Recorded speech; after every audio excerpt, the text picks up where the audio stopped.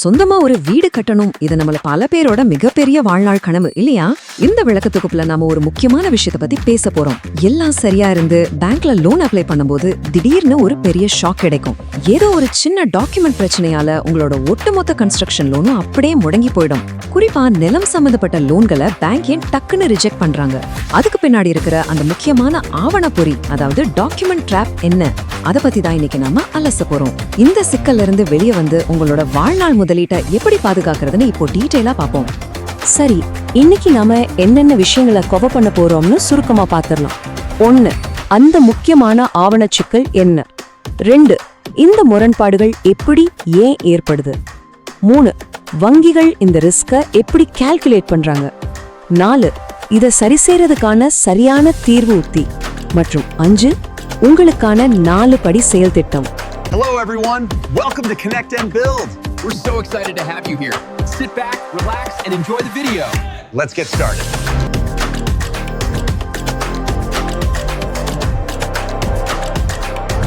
Like, share, and subscribe to Connect and Build to be a part of our team.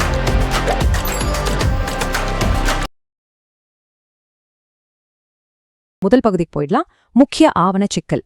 அதாவது எந்த காரணமும் இல்லாம கடன்கள் திடீர்னு நிராகரிக்கப்படுறதுக்கு பின்னாடி இருக்கிற அந்த ரகசியம் என்ன? கொஞ்சம் யோசிச்சு பாருங்க. உங்களோட சிபில் ஸ்கோர் ரொம்ப சூப்பரா இருக்கு. மாசம் வாங்குற வருமானத்துக்கான டாக்குமெண்ட்ஸும் பக்காவா இருக்கு. பேப்பரை பொறுத்த வரைக்கும் எல்லாமே இவ்ளோ பெர்ஃபெக்ட்டா இருக்கும்போது வங்கியோட லீகல் டீம் உங்க ஃபைல பார்த்துட்டு ரிஜெக்டட் அப்படின்னு ஒரு பெரிய சிவப்பு முத்திரைய குத்துறாங்க. ஏன் இப்படி நடக்குது? உங்க கன்ஸ்ட்ரக்ஷன் லோன் அல்லது மார்கேஜ் லோன் மட்டும் ஏன் திடீர்னு பாதியிலே நிக்குது? பேங்க்ஸ் லோனை ரிஜெக்ட் பண்ண பல காரணங்கள் இருந்தாலும் நிலம் சம்பந்தப்பட்ட லோன்கள்ல அவங்க கொஞ்சம் கூட காம்ப்ரமைஸ் ஆகாத ஒரு பெரிய டாக்குமெண்ட் சிக்கல் இருக்கு. அது வேற ஒன்னும் இல்ல, பட்டா மற்றும் பத்திர அளவுகள்ல இருக்கிற முரண்பாடுதான். இதை இன்னும் சிம்பிளா சொல்லணும்னா, உங்க மூலப்பத்திரம் அதாவது சேல் டீட்ல நிலத்தோட அளவு 1200 சதுர அடின்னு போட்டிருப்பாங்க. ஆனா அதே நிலத்துக்கான பட்டாவை எடுத்து பாத்தீங்கன்னா அதுல வெறும் 1100 சதுர அடின்னு மட்டும்தான் இருக்கும். நமக்கு பார்க்கும்போது ஒரு 100 ஸ்கொயர் ஃபீட் தானே வித்தியாசம் அப்படின்னு தோணலாம். ஆனா பேங்க் பார்வையில இது சாதாரண பிழை கிடையாது. உங்க ஒட்டுமொத்த லோனையும் ஹோல்ட் பண்ற அளவுக்கு இது ஒரு மிகப்பெரிய பிரச்சனை. ஓகே, இப்போ 2வது பகுதிக்கு வருவோம். இந்த முரண்பாடுகள் ஏன் ஏற்படுது? இந்த ஆவண பிழைகளோட வரலாற்று பின்னணி என்னன்னு பார்க்கலாம். ஒரு காலத்துல நிலத்தை எப்படி அளப்பாங்கன்னு உங்களுக்கு தெரியும். மனுஷங்களே நேரடியா ஒரு இரும்பு சங்கிலிய வச்சு அளந்தாங்க. இப்போ யோசிச்சு பாருங்களேன், அந்த இரும்பு சங்கிலி வெயில் காலத்துல கொஞ்சம் விரிவடைஞ்சிருக்கலாம், இல்ல அளக்கிறவரோட கணக்குல கூட சின்னதா பிழை நடந்திருக்கலாம் இல்லையா? அந்த பழைய காலத்து மேனுவல் பிழைகள் தான் இன்னைக்கு நமக்கு பெரிய தலைவலியா வந்து நிக்கிட. அப்புறமா அரசாங்கம் யூடிஆர், அதாவது அப்டேட்டிங் டேட்டா ரெஜிஸ்ட்ரி அப்படிங்கிற ஒரு டிஜிட்டல் திட்டத்தை கொண்டு வந்தாங்க. அப்போ நிலங்களை ரொம்ப துல்லியமா மறுபடியும் அளந்தாங்க. இந்த மாற்றத்தின் போது அந்த பழைய மேனுவல் சங்கிலி அளவீடுகளுக்கும் இப்போ இருக்கிற நவீன அளவீடுகளுக்கும் இடையில சின்ன முரண்பாடுகள் இயற்கையாவே வந்துருச்சு. இதுதான் பத்திரம் மற்றும் பட்டா இடையில வர வித்தியாசத்துக்கு மெயின் ரீசன்.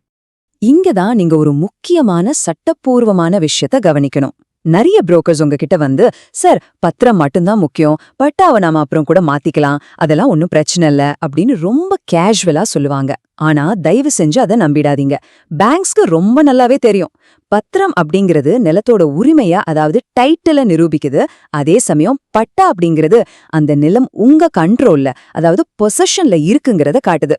இது ரெண்டும் சரியா மேட்ச் ஆகல அப்படின்னா வங்கியோட லீகல் டீம் இது ஒரு மிகப்பெரிய உரிமை குறைபாடு, அதாவது டைட்டில் டிஃபெக்ட் அப்படின்னு முத்திர குத்திடுவாங்க. அடுத்து 3வது பகுதி, வங்கிகள் எப்படி இந்த ஆபத்தை மதிப்பிடுறாங்க? உங்க லோன் அப்ரூவலுக்கு பின்னாடி இருக்கிற அந்த கணிதம் என்ன? பேங்க் எப்பவுமே ஒரு ஃபார்முலாவை யூஸ் பண்ணுவாங்க. பத்திரத்துல இருக்கிற அளவு இல்ல பட்டாவில இருக்கிற அளவு, இது ரெண்டுல எது ரொம்ப குறைவா இருக்கோ அதை வச்சுதான் அவங்க லோன் கொடுப்பாங்க. இத அவங்க ஃபண்டபிள் வேல்யூ அப்படின்னு சொல்றாங்க. இங்க நீங்க புரிஞ்சுக்க வேண்டிய சிம்பிளான கணக்கு இதுதான். உங்களோட டாக்குமெண்ட்ஸ்ல 2 வேற அளவுகள் இருந்தா பேங்க் பார்வையில அங்க ரிஸ்க் ரொம்ப அதிகம். அதனால உங்க சொத்து மேல அவங்க கொடுக்கக்கூடிய கடனோட மதிப்பு மேத்தமேட்டிக்கலா அப்படியே 0 ஆயிடும். எந்த பேங்காவது ரிஸ்க் இருக்கிற ஒரு சொத்துல போய் இன்வெஸ்ட் பண்ணுவாங்களா? மாட்டாங்க. அதனாலதான் உங்க லோன் ஃபைல் உடனே ரிஜெக்ட் ஆகுது. இப்போ பகுதி 4. சரி, இதுக்கான சரியான தீர்வு உத்தி என்ன? கனெக்ட் அண்ட் பில்டின் பாதுகாப்பான அணுகுமுறையை பத்தி பார்ப்போம். அடுத்த ஒரு 50 வருஷத்துக்கு உங்க சொத்து எந்த ஒரு லீகல் பிரச்சனையும் இல்லாம ரொம்ப கிளியரா இருக்கணும்னா கண்டிப்பா நமக்கு ஒரு ஸ்ட்ராங்கான ஸ்ட்ராட்டஜி வேணும். சாதாரணமா மக்கள் என்ன பண்ணுவாங்க, டாக்குமெண்ட்ல தப்பு இருந்தா உடனே பதட்டப்படுவாங்க, பேங்க் மேனேஜர் கிட்ட போய் தேவையில்லாம வாக்குவாதம் பண்ணுவாங்க, இல்லைனா லோக்கல் ஆட்களுக்கு லஞ்சம் கொடுத்து சரி பண்ண ட்ரை பண்ணுவாங்க. இதெல்லாம் ரொம்ப ரொம்ப ரிஸ்க். ஆனா கனெக்ட் அண்ட் பில்ட் ரெக்கமெண்ட் பண்ற அந்த ஆப்டிமைஸ்ட் உத்தி என்ன தெரியுமா? பேங்க் ப்ராசஸிங் ஃபீஸ் கட்டுறதுக்கு முன்னாடியே டாக்குமெண்ட்ஸை செக் பண்றது, லைசன்ஸ் வாங்கின சர்வேரை வச்சு அளக்குறது, அப்புறம் அதிகாரப்பூர்வமான சேவை மூலமா பிழைய திருத்துறது. இந்த முறையில ரிஸ்க் 0. சரி, இப்போ கடைசி பகுதியான பகுதி 5க்கு வந்துட்டோம். உங்களுக்கான 4 படி செயல் திட்டம். டாக்குமெண்ட்ஸை சட்டப்பூர்வமா எப்படி சரி செய்யறதுன்னு இப்போ ஸ்டெப் பை ஸ்டெப்பா பார்க்கலாம். பேங்க்ல போய் வாக்குவாதம் பண்றதை விட்டுட்டு நான் இப்ப சொல்லப் போற இந்த 4 ஸ்டெப்ஸை ரொம்ப ஸ்ட்ரிக்டா ஃபாலோ பண்ணுங்க. ஸ்டெப் 1, உங்களோட ஒரிஜினல் FMB ஸ்கெட்ச், அதாவது மாஸ்டர் ஃபீல்ட் மெஷர்மெண்ட் புக் வரைபடத்தை வாங்குங்க. இதுதான் உங்களுக்கான ஃபர்ஸ்ட் ப்ரூஃப். ஸ்டெப் 2, உங்க பத்திரம் சரியா இருந்து பட்டால தப்பு இருந்தா சேவா போர்ட்டல் மூலமா பட்டா பிழை திருத்தம் பண்ண அப்ளை பண்ணுங்க. VAO மற்றும் சர்வேயர்ஸ் செக் பண்ணிட்டு தாசில்தார் உங்களுக்கு புது பட்டா கொடுத்துருவாரு. ஸ்டெப் 3, ஒருவேளை பட்டா சரியா இருந்து பத்திரத்துல அளவு அதிகமா போட்டிருந்தா என்ன பண்றது?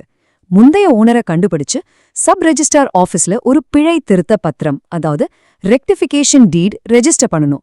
கடைசியா ஸ்டெப் 4, இந்த அளவுகள் எல்லாம் சரியா மேட்ச் ஆகுற அந்த புது டாக்குமெண்ட்ஸ் அப்டேட் பண்ண ஒரு கூட சேர்த்து மறுபடியும் பேங்க்ல கொடுங்க. அவ்வளவுதான். இப்போ உங்க லோன் எந்த பிரச்சனையும் இல்லாம அப்ரூவ் ஆயிடும். இங்க நான் உங்களுக்கு ஒரு முக்கியமான விஷயத்தை ஞாபகப்படுத்த விரும்புறேன். தமிழ்நாடு முழுக்க இப்போ ரியல் எஸ்டேட் ரெக்கார்ட்ஸ் எல்லாமே முழுமையா டிஜிட்டல் மயமாயிட்டு வருது. இதோட அர்த்தம் என்ன? முன்னாடி மாதிரி இந்த சின்ன சின்ன மேனுவல் தப்புகளையெல்லாம் இனிமே உங்களால கார்பெட் அடியில தள்ளி மூடி மறைக்கவே முடியாது. எல்லாமே ஆன்லைன்ல ரொம்ப டிரான்ஸ்பரண்டா தெரிஞ்சிடும். அதனால எந்த பிரச்சனையா இருந்தாலும் அதை லீகலா சரி பண்றது மட்டும்தான் உங்களுக்கான ஒரே பாதுகாப்பான வழி. கடைசியா ஒன்னு சொல்லிக்கிறேன். கனெக்ட் அண்ட் பில்ட் மாதிரி பிளாட்ஃபார்ம்ஸை யூஸ் பண்ணி ரொம்ப டிரான்ஸ்பரண்டா நீங்க உங்க கன்ஸ்ட்ரக்ஷனை பிளான் பண்ணும்போது உங்களை நீங்களே ஒரு கேள்வி கேட்டுக்கோங்க. உங்க குடும்பத்தோட 50 கால வாழ்நாள் முதலீட்ட 100% பாதுகாப்பா வச்சுக்கிறதுக்கு இந்த டாக்குமெண்ட்ஸை முறையா சரி பண்றதுக்காக ஆகிற அந்த 1 அல்லது 2 மாச தாமதம் கண்டிப்பா ஒர்த்து தானே? நிச்சயமா ஒர்த்து தான். டாக்குமெண்ட்ஸை சரியா செக் பண்ணுங்க, பாதுகாப்பா இன்வெஸ்ட் பண்ணுங்க. இந்த விளக்கு தொகுப்பு உங்களுக்கு ரொம்ப யூஸ்ஃபுல்லா இருந்திருக்கும்னு நம்புறேன்.